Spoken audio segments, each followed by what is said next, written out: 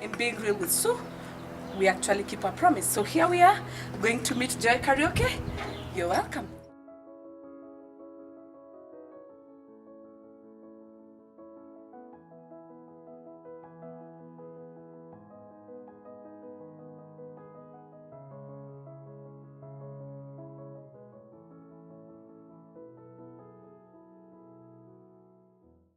All right, here we are again. I told you to join me. I know you've all been wondering who is this Joy Kariuki streaming in on YouTube and saying things that you don't understand. I know she's beautiful, but keep it right there.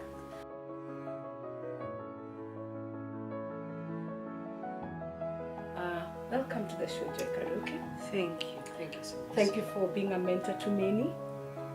Thank you. And especially women. You've stood with so many women, and I'm a living testimony so that I can attest that you have stood with so many women. And she's the founder of Wholesome Woman. Are you a woman there feeling like your pieces have just gone out? Here's the place to be. She's the woman to look after. And today we're gonna talk about those things that break us in secret and we can't talk about them anywhere, tell anyone, because we are scared of being judged, we are scared of being told, or our friends talking about things relating to relationships and marriage. And sometimes your husband will do something and you're like, this one I can't even tell my best friend because I don't even know how to explain it well. You will speak it right here in this show, because here we are real, because God is healing in realness. Amen. So welcome to the show. Thank you once again. Thank you so much. And there has been a serious booming question. Everywhere I've gone, everyone I've asked. Yeah. And then, well, is there a relationship that is right? I meet this guy, he loves me, he tells me all the things that I need to hear. I've not been told probably since I was born. And then here comes a guy packaged with all the romantic words, take me to the romantic places. Well, should I say currently can please key like this? And then I just get in, and then as a lady, and I'm prayerful by the way at this point, and I realize I've been praying and I don't know how to differentiate between my feelings and prayer answered. So I think this is the guy.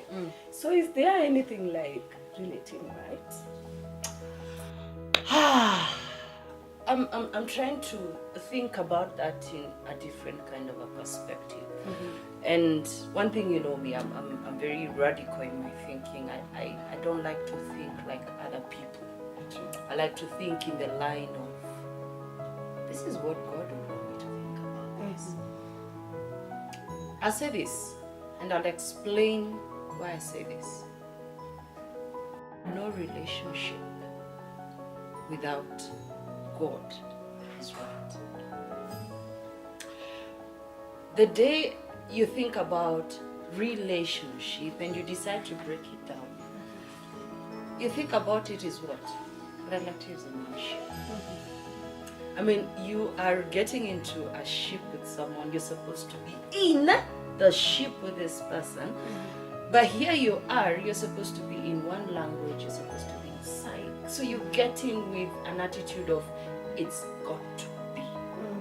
So the first thing you get into this is, I will make it right. I will make this work. So you start working to make it work. Your energy is focused on making it work.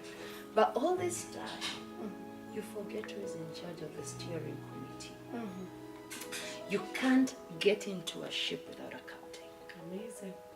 You have to get into this ship with a captain, and Jesus Christ is the only captain who is going to steer your ship to the right current. And sometimes when you're faced by a storm, you actually let go of the steering thingy, and the ship will be led by the tide. But if you struggle with it, that's it. It's bound to break. And Abraham, there's a reason why we need to be thinking about why it is that God told him, leave your relatives.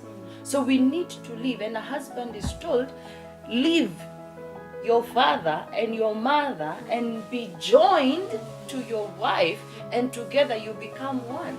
And then you're told that two cannot walk without an agreement. I mean, relate all these things. We're talking about a relationship. So you're being told, leave relatives. Leave the voices that are telling you this is how these things are done. When I was getting married a couple of years ago, I was told things, how to live with your husband. And all the things I was told, when I tried to articulate them, I failed. And my marriage died. And God restored it. That's why we're here today.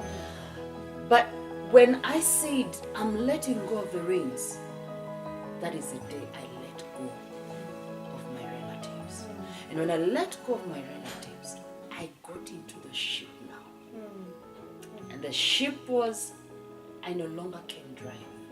I no longer can do this. I need you, Captain, to steer this ship, because I don't have any experience in, do you drive a ship or what do you do? What happens to a ship? So whatever it is, I said, you know what, God, I can't do this no more. I no longer have to know how to steer a ship. One thing you need to understand, a ship is on water. Yes. There are times to dock and there are times to be on the water. Yes. But most of the times, this is a vessel that was created for the water. So it's bound to find tides. It's bound to find a storm. It's bound to find stuff. And if you go there with the knowledge of the book, you know, we all have that knowledge of the book. Yes. You know, there's that thing you're told, the do's and the don'ts. Yes. But mostly we have the don'ts. But we don't need to, we need to understand, we need the do's so that we can know the don'ts are the opposite of the do's. So I let go of all that. I just let go. And then I started afresh. So yes, there's something called a relationship. Yes, relationships work, and no, relationships cannot work if it is you steering them. Wow, that's amazing. And I believe all of us out there are learning, and we are all getting a place. You know the place you're standing. Yeah. You know, sometimes somebody speaks and you're like, okay, that was not mine. But there's a place that person will talk about it. You're like, this is my place. And I think I like that aspect, because most of us have never looked at it that way.